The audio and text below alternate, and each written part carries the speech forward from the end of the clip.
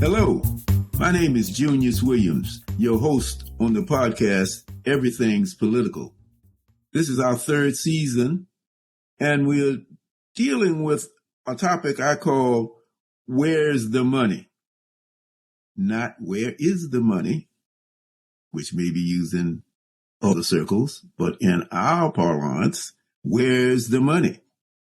And so we're going to recognize the importance of money in politics, but this time with people who are not traditionally associated with that commodity throughout the American experience. And so, Francesca, I call this one the new money, Bitcoin and cryptocurrency and things like that, things I never even heard of when I was your age. What do you think?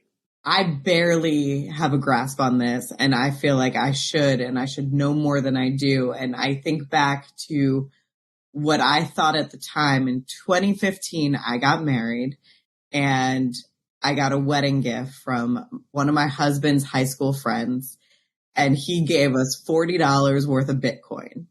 And it was in 2015, and we just made fun of him. And we're like, what is this gift? Who is this dude? Couldn't he have just gotten us something off of our registry? Of course, it was that's naughty. But it turns out that was the best gift from the wedding. And I don't fully understand why. I don't understand how we got to this place. But I also wish that I had known more at the time. And I don't know how I would have known more. I don't know where I would have gotten that information from. But I want folks who are listening to our podcast to have the opportunity to learn about cryptocurrency and learn about it in a way that we don't feel like we get taken advantage of.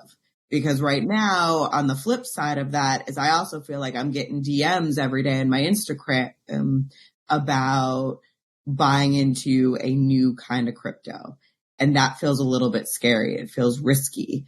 But I also don't want to miss out. What should we know? Yeah, when I first heard about it, I thought it was a game. I thought it was play money. I associated with Monopoly. And it was always nice to have Monopoly in your living room and you felt rich. But it wasn't real money. This was something called cryptocurrency. It seemed like it was fun. But I wonder if when you depend upon it to make a living or to record your wealth as a statement of how wealthy you are, I wonder how much fun you're really having. I've been following this whole story of something called FTX, and a young man who was a real genius, 30-year-old entrepreneur, built a crypto exchange called FTX. He turned that into a $32 billion company. And now, after a few weeks, it seems like it's all gone. Or is it really gone? I really don't know.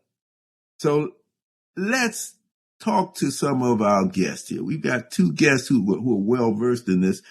Since we are really talking about this from the standpoint of community, particularly communities of color, does cryptocurrency add stability to build community? And what about the fact that it really has no rules, apparently? Can this really be useful to build the kind of politics that we want to see? So I'm going to introduce our guest here, and then we're going to let them talk about it. The first person, who I'm very happy to have met some time ago, but now we're engaged in conversation. His name is Anthony Avent. He is CEO of a nonprofit called Make Me a Prodigy, with a focus on sports development and financial literacy. Anthony is also a blockchain cryptocurrency educator and investor in cryptocurrency. Now, some of you may recognize his name in another context. Certainly my sons did. He is a former National Basketball Association superstar with the Milwaukee Bucks and Orlando Magic, and a member of the Seton Hall University Final Four NCAA championship runner-up team. That's quite a variety of hats. Welcome, Anthony. Thank you, and it's a pleasure being here with you all, and I'm happy to be here and share as much information as possible. And our other guest is Lisa Arrington. She's Director of Software Research and Development for a mobile bank super app. She is a philanthropist, an investor and trader, a fashion and beauty model where she has appeared on several nationally syndicated television shows and in several nationwide magazines. She's also a mother, and I know her mother. She discovered the world of cryptocurrency by way of a magazine article called What is Bitcoin? Back in 2009. So I'm going to start with you, Lisa. We're going to start with you. We're going to ask you lots of questions because I'm sure most of the people out there are kind of like Francesca and I. What is Bitcoin? Well, greetings and thank you for having me on your show. To describe Bitcoin, I have to first take a step back and describe what is cryptocurrency. So if you will allow me, I'm going to read an actual definition so that there is absolute clarity with regard to these instruments. So cryptocurrency is sometimes called cryptocurrency or crypto. It's a form of currency that exists digitally or virtually and uses cryptography. Cryptography is coding to secure transactions. Cryptocurrency doesn't have central issuing like a bank or financial institution, nor does it observe regulations. Instead, using decentralized systems to record transactions issued in units. Cryptocurrency is a standard currency used for making or receiving payments on a blockchain. One such cryptocurrency is Bitcoin. So Bitcoin is a virtual currency designed to act like money for forms of payment outside of the control of any one person, group, or entity, thus removing the need for third-party involvement, which means banks, financial institutions, etc. Okay, can I stop you right there? Because I want us to get into more of those definitions. I'm glad you did that. And I want to ask Anthony Avent, you're an educator in this field. How would you break that down for the average non-user to understand what it is you're talking about? I would probably break it down by saying, under the traditional system we live in of fiat currency, it is supported and backed by the credit and the good faith of the United States government. Prior to that, it was backed by gold. Gold is what gave fiat its value. Now we use the credit and the faith of the U.S. government to give it its value. In the space of Bitcoin, cryptocurrency, it's the technology that gives it its value. It's backed by technology. And that technology, we call it blockchain technology. There's things that technology can do the traditional system can't do. It's a built-in recorded ledger, so it allows all transactions to be visible for all to see, immutable. It can't be altered, changed. It lives on in existence. It's, like Lisa said, it's decentralized. Therefore, no one entity or person can control it. It's really the community's money now. There's no central bank. There's no IMF. There's no Fed. There's no president that can stop it or halt it. So it's really designed to free the people and for the first time give you complete control over your money. So let me interrupt you again, because see, you guys are used to this, and I want to break in a little bit. I want to use short sentences with this and short phrases because people don't know what you're talking about. I'm going to try to play lawyer on you at this point. So if I wanted to come up with something called Bitcoin, since you said it's the people's money, doesn't have to do anything with the government. I'm not down there in Kentucky or wherever it is they make this money for the United States. If I wanted to make some cryptocurrency, I could just say, here's some Junius Williams dollars.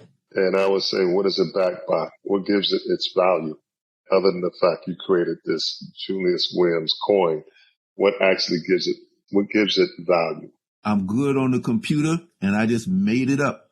Well, someone like me wouldn't invest in your crypto, but I'll invest in Bitcoin because Bitcoin it's in their code would it only be 21 million of these particular coins. It's also built in the coin where not only is it decentralized and no one man can control it or rule over it, it's the people, the community, the world community that said, we like this. We want this. And when the people all say they want something and like something, it instantly gives it value. No different than someone's home or a purse or a pair of shoes. If the people don't want it, the value is very low to no value. Okay. Well, this Junius Williams coin, I'm pretty popular on Facebook, and I got my friend over here with Elon Musk. Yes, I know Elon, and he's gonna shoot me a word of success out there. So I'm gonna have 1 million people saying, yeah, it's popular. How does that change my life? If I can step in. If you understand the function of the traditional stock market, essentially it works very similarly.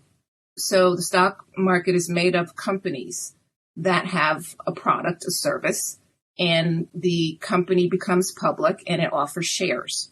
Well, Bitcoin or cryptocurrency is essentially the same thing. They are products, they are services, they are companies that have some value. They're an asset. And so in order to make a cryptocurrency, you're either a company, you're either a utility or service that has value. So essentially it is a payment form that is pegged by some sort of value, if that provides more clarity. You look like you want to say something there, Francesca.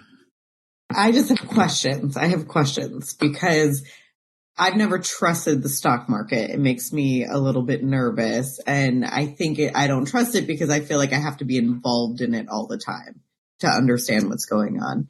From your perspective, is cryptocurrency something that we should treat like the stock market, or should we be treating it like our savings account? Like the stock market.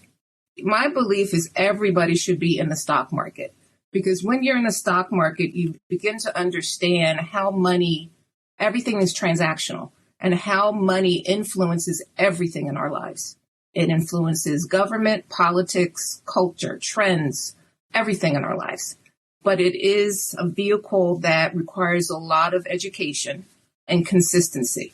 But you can then see how money is traveling and how the news reports on things where money really is at the root of whatever that story is, because it is influencing certain issues and trends. So when you look at the space of the stock market, for example, I look at Bitcoin as gold. So we look at gold as something that's been adhered to for centuries as real money, God's money, created out of the earth. Then when we look at the stock market, we look at everything in the stock market, whether it's Tesla, whether it's Amazon, as something that was pretty much created, and there's a stock in which you can buy those shares. That's how I look at cryptocurrencies, because there's thousands of cryptocurrencies. But in this space, we look at Bitcoin as a digital version of gold, because it's a fixed amount. Can't be altered or changed. It's supposed to be a hedge against inflation. It's supposed to be something the government can't control, can't confiscate from you. It's supposed to be sound money. Well, in that case, if I want to go back to my favorite cryptocurrency, which is the Junius Williams coin, It seems the only difference between what you're saying is that you all got out there first. And now everybody thinks that is the goal. But I'm going to tell you that mine is just as good. And Elon Musk says it's just as good. Elon Musk says you must have it. Now, as that grows in popularity, isn't that just the same thing? Well, I would call your coin a cryptocurrency by which maybe you're offering something to the people to want to own this, whether it's some type of information or knowledge that you're only privileged to. In order to access this knowledge from you, they would have to own your cryptocurrency. So we have a lot of cryptocurrencies that provides a specific utility that people need, whether it's moving transactions at lightning speed across the world, whether it's using the internet or NFTs, things of that nature. But Bitcoin specifically was coded for one main reason: to be immutable, to separate and eliminate government control, a finite amount, 21 million coins only, and it was coded and designed to simply be a currency. It wasn't designed for 1,000 other reasons. It was designed to replace gold and free people from the grips of their government. And it was the initial coin that converts US dollars or fiat currency into cryptocurrency and vice versa. But it's, you have to excuse me because I just want to jump in on this conversation so much, because here's the words that are used: implosion of trusted exchange shakes cryptocurrency fateful. That's an article that appeared in the New York Times. Don't we want the government to control currency? Don't we want some kind of control of currency so that when you put your money into, let's say I'm the teachers union, the Newark Teachers Union, and I listened to Anthony Avent, and he says, yeah, that's a good idea. It's a finite amount of resources. It's going up in value. But now here we have an opportunity to see what happened when there's no control over that. It's just everybody's for himself. And the thing just went bust. My money, teachers' money. I can't get my pension. What's going to happen to me? I'm old. So just to backtrack a little bit, well, I don't want government to control my currency, because if we go back to the 20s during the Great Depression, the government took everybody's gold that they put in the bank and said, no, you cannot exchange your fiat for gold anymore, because they knew the real money, the real value was gold. And then in the 70s, they took us off the gold standard so they would never have to give back the gold. So no, I don't want a government depleting my savings and my wealth by using their own system to just print money, make up their own rules and regulations, and destroy our wealth. So if we all remember, the value of $1 in 1920 or 1930 is a far cry from what it's worth today. But that's because the government had control of the currency. So many people's savings is pretty much wiped out because we allowed a certain group of people to make all the decisions regarding our lives. But in the meantime, the government is sitting on trillions of dollars worth of gold all around the world. And at this present moment, they are all revaluating their true wealth in gold and in silver.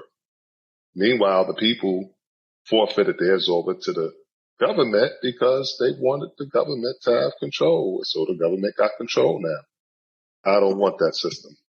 So I have questions about this people that we talk about, the people and the government, because this keeps coming up in my conversations with friends about cryptocurrency, and we keep talking about the people are in control.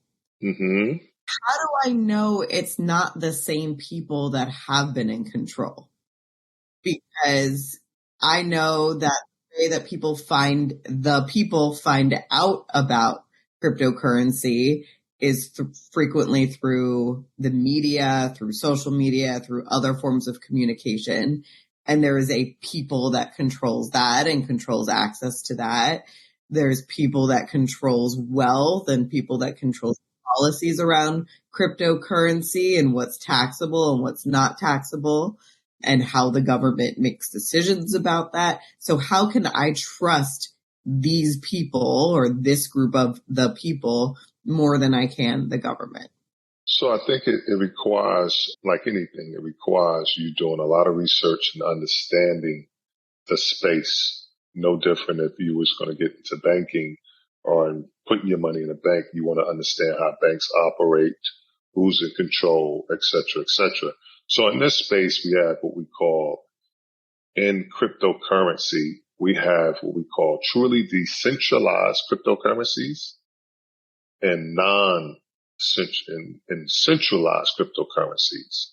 Bitcoin is a truly decentralized cryptocurrency because of the way all transactions are not just recorded, but it's the computer power of the masses of people all over the world who has to verify those transactions, not one individual, one person. But then there are actually cryptocurrencies where there is a CEO. There is a body of people who makes the decisions regarding those particular cryptocurrencies, such as an XRP. So as you become more educated, you'll understand what cryptocurrencies are truly decentralized versus a cryptocurrency where a group of people in the back office can now determine what they want to do, how they want to change it as time goes on. And Bitcoin, you can't change it. Once it's been coded, it's coded. No one can go and change the system. No one can decide tomorrow we're going to make 22 million. No one can decide tomorrow we're going to change it from proof of work to proof of stake. So this group called FTX, was that one of those other kinds of currencies that you're talking about? Because I see here that they decided Mr. Bankman-Fried, that was his name, the guy who was responsible for growing this. He went over to the government, the hated government, and said, hey, we want to register for the stock market. So he was having discussions with the, the FTC? Yep, the SEC, everybody. SEC. He was having discussions. So, I mean, isn't that delivering all of this free money to the government control? So that's a cryptocurrency, but that's something that I would understand is controlled, is centralized. So I would walk in with my eyes wide open, knowing this one man influences this entire FTX platform and the cryptocurrency under it. And I know any decision he makes will affect me, and he can alter change. And that's what he did. He had complete control. If it was a decentralized cryptocurrency, he could not have done those things. So if I were to take the relationship to the stock market back to the forefront, a centralized cryptocurrency is more similar to investing in a stock? Correct. Okay. Let me just preface with FTX, the situation with FTX. The issue is people don't do their due diligence and did not really research to understand that FTX was a very new, young company.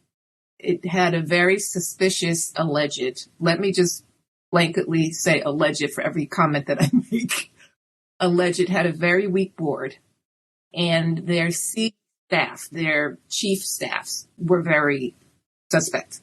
So they attracted a lot of novice investors who are very influenced by trends, by whoever is promoting the coin, et cetera, and all jumped on that exchange and did not really do their research to see the efficacy of how that exchange really operates. There are a lot of those. And it also happens in the traditional stock market world. Hedge funds also have that. So it's not a unique thing to cryptocurrency. It's just that because of social media and because of the federal government really trying to sabotage cryptocurrency, it's in the news. So when things like this happen with hedge funds, it's not really reported. So it's really a scare tactic, alleged. But it happens, and I have to repeat, in any kind of investment situation, whether it's traditional investing or crypto investing, you have to do your research. You have to investigate the companies, who's attached to the companies, how long it's been doing business, and how effective it is. So that is my biggest warning that I just want to blanket and add to this podcast. But with everything, we have to stop really watching mainstream news, and we have to really widen our focus and look at and read thoroughly information to understand exactly what is happening. To back up what Lisa said, what he did was just outright fraud. So it wouldn't matter what company it is. If you decide to take investor funds and just do what you choose to do with it, no matter what regulations are in front of you, if you just want to commit fraud, anyone can do that. And there should be repercussions for it. But what he did, there's no safeguard or rails for it because he just said, I'm going to blatantly commit fraud because he's in control of the company. And he didn't have the guardrails in place, whether it was a board that would say, no, you can't do that without the sign off of all board members. That wasn't in place. So he just committed straight up fraud. And how was he able to get by the SEC and other smart people who actually invested in the company? That's a whole different conversation for another day, because I think it was something far more sinister at play to bring down the crypto market, to put it in the hands of the banks and to allow regulations to come in where the people in the past, we didn't want this space regulated because we didn't want the government saying what you can and cannot do. But in order to get the government to come in a willing manner, we needed to show that this place is the Wild Wild West. And you need us as the government to come in and give you these regulations and push the masses back to the bank to custody cryptocurrency. And so instead of you being decentralized, where you are the owner of your cryptocurrency, it's now really the illusion you're the owner because it's really in the custody of the banks. So what is the safeguard? What is the safety rail for people who are using Bitcoin? Knowledge first, understanding the space, understanding the knowledge. And once you understand that, you'll start understanding what we call a wallet, a cold wallet, a ledger, the ability to put this Bitcoin or cryptocurrencies on a ledger. And that ledger is basically your Wells Fargo. It's your Bank of America. You can take it anywhere you want. There's no intermediary that can come and take it. You can't just type something up on the computer and say, you know what, I'm going to take Anthony's Bitcoin. No, you can't. It's in my custody. Just like some people have their cash in their home versus in the bank in fear that the bank could just close the doors or just not return your cash for whatever the reason is, whether it's the bail-in law, whatever the reason is. So people would take cash and say, no, I'm not putting my money in the bank. I'm putting it under my mattress. Well, that's our way of saying I'm not putting my money in your hand. I'm going to put it in my cold wallet. And only I got access to this. So a cold wallet is like a safe or like a safe deposit box. So you actually take your cryptocurrency information off of your computer and off of your exchange. So it's essentially like a safe. We haven't even gotten too deep into this piece of it, but I've heard of the crypto thefts. Oh, yes. Oh, you're showing this is your safe. This is my cold wallet. This is my safe. I could take it anywhere in the world, log in, and my wealth is with me. So for those who can't see, it looks like a thumb drive. So if I was living in a hostile nation where my money is in the bank and I decide to leave, they have the ability to freeze my account in the bank and say, you can go, but your money can't follow you. Well, if my money was on one of these things, I can go anywhere in the world. My money will be with me. So that's what it is. We call it a ledger. And this is what gives me true freedom, because I've never had true freedom. Because if my money is tied up in the bank, they could just, someone of higher power could say, you know what? Don't like what he's saying. Don't like what he's doing. Okay. Freeze his account. Okay. So this is more similar to keeping your gold under your floorboards. And the reason why I say Bitcoin is new gold, because who's going to walk around with $1 million worth of gold coins wherever they go around the world, or $10 million or whatever your wealth is? But I can put $100 million worth of Bitcoin on this thing right here and go anywhere and transact. Well, suppose people don't take Bitcoin. Is it I mean, I guess it would be the same thing as having your wealth substantially tied up into real estate. How are you going to convert that into cash? So the beauty of it is most all places around the world will accept your Bitcoin. It is widely accepted. But because of this thing we call stable coins, I can take this wallet and I can transact a portion of that Bitcoin into USDT or USDC, which is a United States digital coin, and then transfer that money right back into my bank account in a matter of, I don't know, 30 seconds, a minute. So I can play in between the crypto world and the fiat world in a matter of seconds. And Bitcoin is convertible. You can convert Bitcoin back to cash or fiat or currencies, and you can buy Bitcoin with fiat currency. That's the stable coins. I remember seeing an episode of The Good Wife way back in the day, and one of the cases was a cryptocurrency related Bitcoin case, and I should have paid more attention. Speaking about paying attention, and Lisa, you mentioned earlier about us needing to educate ourselves and read and learn, and it sounds like this is something that we continuously need to be doing. What are we supposed to be reading? What are we supposed to be listening to? Is it traditional Wall Street Journal, or is there a set of blogs? Do we just need to get on Lisa's newsletter? Well, Lisa doesn't have a newsletter yet, but are you suggesting? Maybe I should. I started, like in my intro, I'm just a curious person. I'm just that kind of animal. And back in 2009, it was a Times article. What is Bitcoin? And so I just started reading. And from there, I just started doing my own research. And so it's not any particular blog that I subscribe to or YouTube. I watch a lot of YouTube, but one particular YouTube channel that I essentially follow. It's just that I watch and I write down and I research. And so that's basically how I have really immersed myself. I consider myself having a PhD now, self-taught myself, really the world. But my direction, because of my company and my position, I'm more into the technology. So the blockchain, Web3, things like that. What is that? Blockchain? Yeah. Blockchain is the transactional mechanism. It's the payment rail used to facilitate cryptocurrencies. So just like you have Visa, MasterCard, and you purchase, say, a hamburger from McDonald's, there is a back office that makes that transaction happen. And typically there are 4 or 5 companies in that back office that are making that transaction happen for Visa or MasterCard. And each one of those companies have to take a percentage of what you're buying to get paid.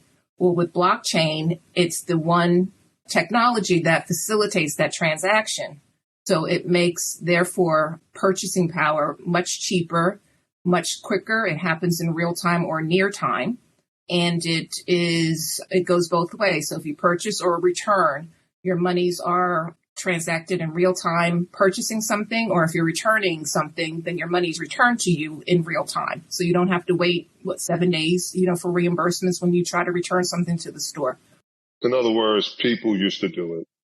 Let me ask you another question along that line. So you're saying if I put up my MasterCard, where would I put it up? And isn't my money, my regular US dollars, going somewhere and it's then transferred into Bitcoin? Yes. Where does it go?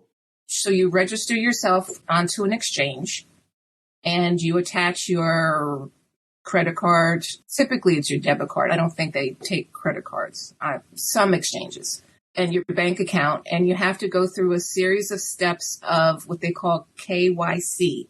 Know your customer. It's a security clarifying mechanism to officially clarify that you say you are who you are, because there are no other mediators involved with your account. You are the only one that's involved with your account making these transactions. So there's no bank and there's no financial institution making these transactions.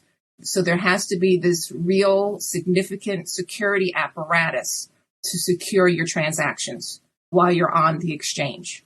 So some typical exchanges that most people are familiar with are Coinbase, Binance, and even Cash App has a very limited exchange. PayPal is getting into it, and there could be a couple of others. The reason they want the KYC is the same reason the banks do it, is to be regulated as an exchange in the United States. They want a know your customer KYC because they want to know what you're doing. So I use certain exchanges that's not American-based exchange where I don't have to use a KYC. So the reason they would know me is through email. We call it 2FA, authentication, and my phone. So in order to identify me, you would need to know my password, my username. You would then have to have access to my email address or my phone to type back in those codes, and then my Google 2FA authentication code in order to access that account. But that's going back to being what the whole platform was originally designed for, to be decentralized, where no one can look and see what Anthony is actually doing. But in order to utilize these platforms in the U.S., well, they say, no, these exchanges needs to be regulated. We need to know who you are. Not so much because of fraud, but because the government wants to know who you are and what are you doing. So if you bought a certain amount of Bitcoin, we know on this date, bought $1 million worth of Bitcoin on Coinbase. Now you can take it off of Coinbase, but we do know you purchased it. Well, I'm going to ask that question that we started with.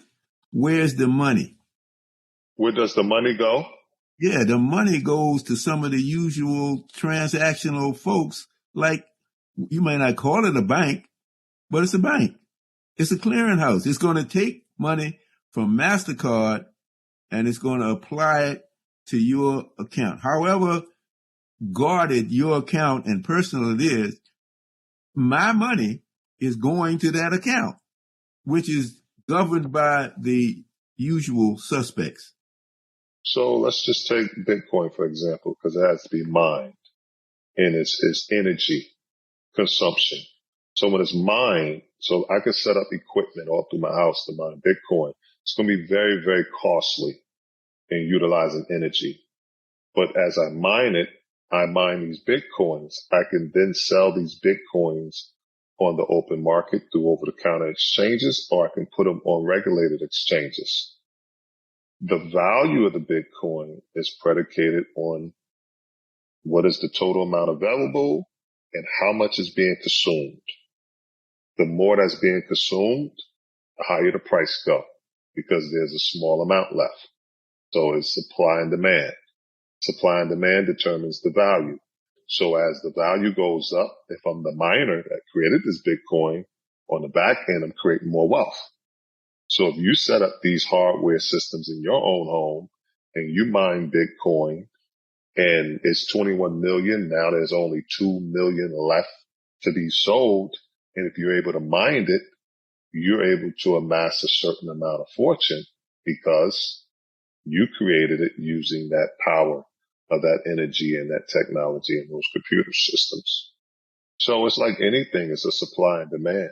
The money goes to the person who's applying those resources to mine those Bitcoins, as well as the exchanges. Is something that we should be talking then more about is how to mine for Bitcoin? Is that something that our community should be looking at in either an individual way or a community-based way? So that is the next level of something I've been very adamant about, because we ask, how does cryptocurrency impact the community? How does it help free us and create wealth in our community? This is the first time that the average person can actually create wealth, create currency. We can't sit in a back office and create fiat dollars and make up $100 bills. We go to prison. But if we are able to buy the actual technology we can actually become miners in certain cryptocurrencies and mine them coins and create wealth in the community. So that is very true. And that is something that I've been passionate about in terms of the education part. But how does this information get to the people? Going back to your original question, how do you access this information? Well, I look at it like this. I was having some issues with my car and I didn't want to go to the shop because I knew I was going to have to pay through my arm. So I just started Googling, YouTubing, how do I fix this? And the more and more I dug, the more and more information I was able to access. This is the same space. If you're seeking the knowledge, you'll find it. Most people aren't going to seek the knowledge because first, they're not looking for it. Two, the moment you hear the word Bitcoin, well, what is a Bitcoin and what is it about a Bitcoin that's going to make me now go home and want to spend countless hours figuring this out? We don't. And because it's not mainstream news or mainstream media that's forced in our head every day like a song or a TV show, it's not triggering those thoughts every day. Every day, well, okay, I need to go figure this out because they talking about this every day, every day, every day. Now they're starting to, but mining has become much harder. New York just instituted a law where you will not be able to mine in the state of New York because it's a fight between this new technology and the old traditional system of the banking system that says, no, we don't want you over here. We need you to stay over here where we have control of you. We don't want you guys becoming free and creating your own thing. You're hurting us over here. You're hurting this system that we created where we have the power. So they're going to fight it every which way they can until they have complete control over it. And they have the banking system set up where now they've earned the trust and the faith of the people to say, this is good for you. This is a great technology. You should own cryptocurrency and you should own it through us. JP Morgan, Wells Fargo, PNC is now regulated by the government. And this is a great technology that's going to usher in jobs. It's going to make money move 365 days, 24 hours, 7 days a week. It's going to do all these wonderful things and the people are going to flood in and they're going to all own cryptocurrency because when the government decides to flip the switch and bring in a new system, they have all the tools to usher the people in. So I heard something that very much applies to everything that we talk about on this podcast, and it's the politics involved in money. It's the politics involved in our communities.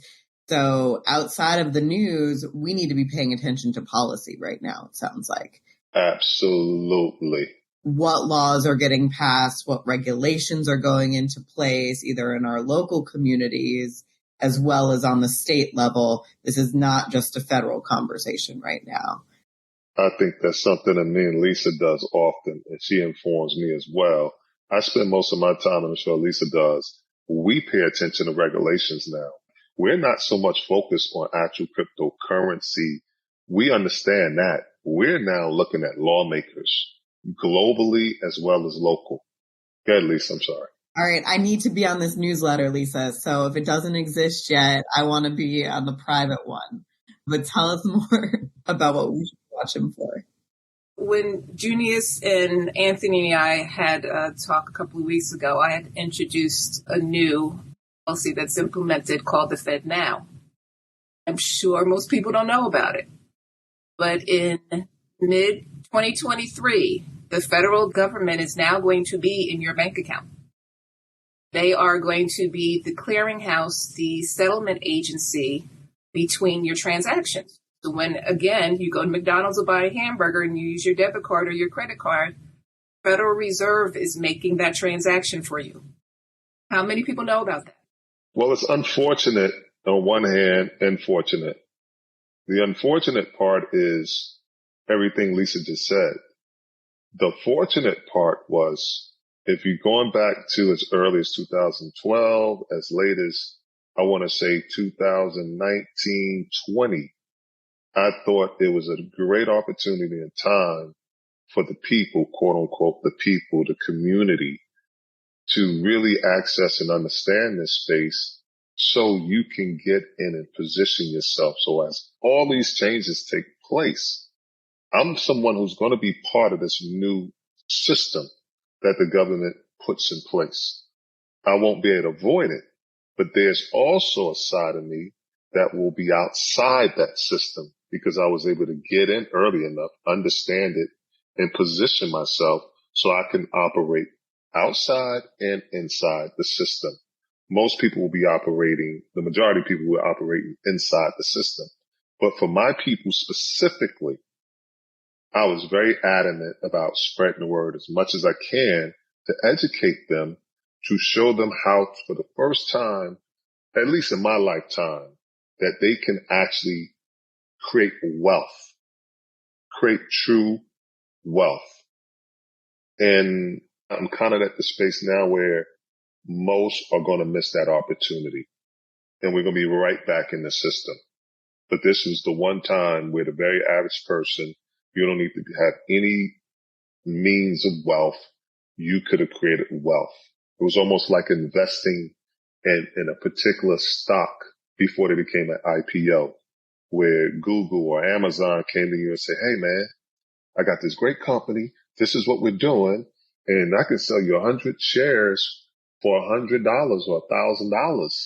And when we go public, it's going to be worth God knows what. But we couldn't play in that game. You had to be an accredited investor, or you had to be part of this inside hedge fund that they go to. Cryptocurrency was the first one to say, hey, I got this great tool, this great technology. It's going to revolutionize this, da-da-da-da. And guess what? You could get in. It's only going to cost you 13 cents a coin or 2 cents a coin. And you're like, well, I got 13 cents. Let me buy $1,000 worth. And as the world onboards and start using this technology, you become very, very wealthy. Well, they didn't want us in that space, and they're taking it over. And the time is sort of running out now in terms of not so much just telling people about it, but educating them when they're comfortable enough in their own space and skin to say, I understand this. I'm going in. Because if you don't understand it, doesn't matter what I'm talking about. So how does one go in at this point, since there's only $2 million worth of Bitcoin left? Well, it's not just the Bitcoin. There's other cryptocurrencies that have tremendous utility that is going to impact and change infrastructure, institutions, governments, etc. But it's understanding that, and it really takes a community effort to be able to get this information out. Otherwise, only thing I can do is pass the information to willing ears, friends and family members, who then are able to pass it on to their friends and family members who want to listen. But it really takes a community effort and the right resources to really educate the people. Let me say that, yes, there is a limited amount of Bitcoin that's available, but it is halving in late 2023 or 2024, just like stock splits. So there will open up the availability. It's also fractionalized. So you don't have to own one whole Bitcoin, because if a whole Bitcoin is worth $16,000 a day and you don't have 16,000, you could buy $200 worth of it because it's fractionalized. The same way a dollar is broken down into 99 100 pennies. You could buy 20 cents of that dollar. Well, you can buy a fraction of that Bitcoin. Well, isn't that the same way as saying we're actually going to have more than the original amount that was established as being the final number of Bitcoins? It will still be 21 million in total. It's just that each Bitcoin can be broken down into fractions. And if I'm not mistaken, one Bitcoin could be broken down into, I want to say, 1 million Satoshis, fractionalized in terms of 1 million Satoshis. But that 1 million Satoshis still only equals one Bitcoin. So, Lisa, you and I were talking about the community and how all of this conversation impacts the community. You gave us a little snippet of what you said the government's going to be doing with our money, but it seems to me the government is already regulating the money we have. I mean, you can't go into a bank without giving them everything about yourself. And the government certainly has access to the bank records. So they know how much money you have in each account. Certainly the IRS knows that. They can follow you all over the world. What is it about the Bitcoin process that's any different? Well, like Anthony has already presented, that it's decentralized. So the government is not in that. It's not in our wallets to be able to track how much we have in our wallet, how much we're purchasing, paying for whatever item that we are deciding to purchase. So it's this decentralized component of it that creates the uniqueness of it. But you said that there was some movement coming on board in 2023 that was going to, maybe I misunderstood you. Well, the Fed now was in your regular bank account. So it's going to be that transactional vehicle that facilitates your purchases. The Federal Reserve will be the ones that are facilitating that. So essentially, they are setting themselves up to be an efficient transactional vehicle, actually using blockchain technology to facilitate their process. So Anthony had mentioned XRP. XRP is that blockchain facility, which is a cryptocurrency. So we're seeing the beginnings of the integration of cryptocurrency into the fiat space. And then and following the Fed now, we're going to be looking at the potential of CBDCs, which are official currencies replacing fiat currencies with digital currencies. So tap into what Lisa said. This is why I try to separate Bitcoin from cryptocurrencies, because Bitcoin really was designed to have one real true function, and that is to be a version of digital gold to hedge against inflation, a safe haven. But these cryptocurrencies are technologies that do different things. They serve different functions. In the case of what we're speaking on, XRP, but the underlying tone of all of this is blockchain technology. Bitcoin is a blockchain technology. XRP is built as it's a blockchain technology. So Fed now is using a blockchain. And as you understand what a blockchain is, it's that ability it's that technology that allows them to record everything, move money at rapid speed around the world. You have to be on a blockchain in order to do that. Money is already digital, but the current digital system that we use cannot move money this way, this fast, on a recorded ledger, and do all these things. You need blockchain technology.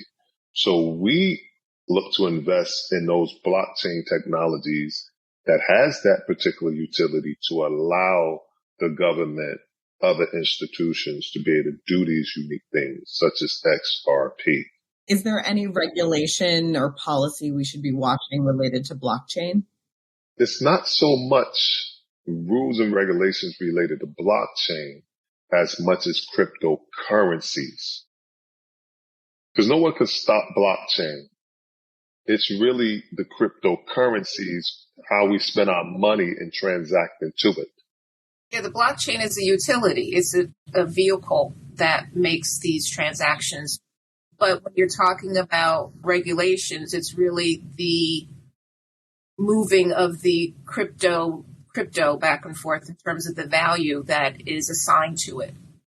Bitcoin is just one thing in this whole space. It started it all off to be sound money against government money. But this whole cryptocurrency thing, where these great minds and technology started creating things to be better used for how we do things around the world. No matter what it is, whether it's manufacturing, whether it's the tracking of merchandise from one nation to another, whether it's how you're able to take your passport, driver's license, social security card, birth certificate, and put it all on an NFT, no more than a QR code that you scan at a grocery store, and everything about you pop up. So you don't need all this information. Whether it's your medical records, you're able to put your medical records on a Q code and go anywhere and bring it up. It's technology is it's the fourth industrial revolution.